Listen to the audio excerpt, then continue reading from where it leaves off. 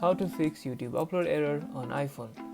Trying to upload videos from your iPhone but getting errors? Let's fix your YouTube upload.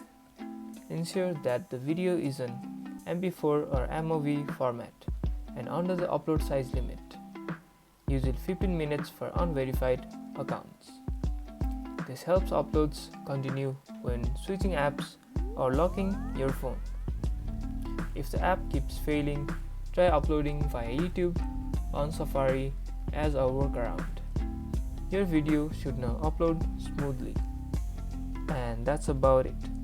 If you guys enjoyed this video, or if this video managed to help you, don't forget to smash that like button and subscribe for more videos like this.